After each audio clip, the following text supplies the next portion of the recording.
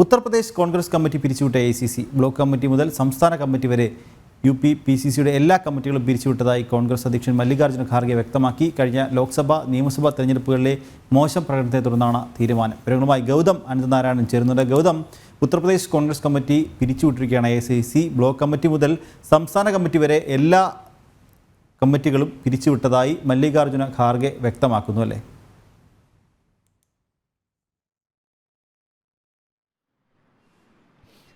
അരികിലെ ഹിമാചൽ പ്രദേശിന് പിന്നാലെ ഇപ്പോൾ ഉത്തർപ്രദേശിലും കോൺഗ്രസിൻ്റെ എല്ലാ കമ്മിറ്റികളും ദേശീയ നേതൃത്വം പിരിച്ചുവിട്ടിരിക്കുകയാണ്.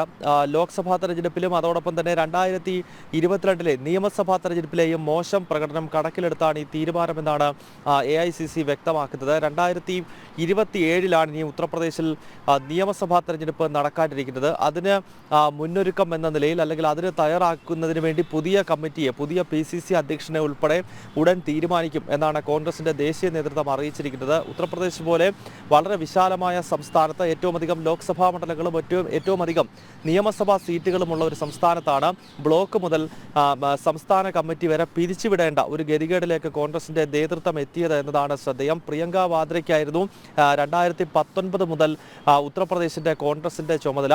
അങ്ങനെ പ്രിയങ്ക വാദ്രയുടെ നേതൃത്വത്തിൽ തെരഞ്ഞെടുപ്പിനെ നേരിടുന്ന ഘട്ടത്തിലാണ് UPയുടെ ചരിത്രത്തിലെ തന്നെ ഏറ്റവും മോശം പ്രകടനം കോൺഗ്രസ് കാഴ്ചവെച്ചത്. അങ്ങനെയുള്ളൊരു സംസ്ഥാനത്താണ് ഇപ്പോൾ സംസ്ഥാന സമിതി ഉൾപ്പെടെ പിരിച്ചുവിട്ടുകൊണ്ടുള്ള ഒരു നീക്കം കോൺഗ്രസിന്റെ ദേശീയ നേതൃത്വം നടത്തിയിരിക്കുന്നത്. നിഖിൽ.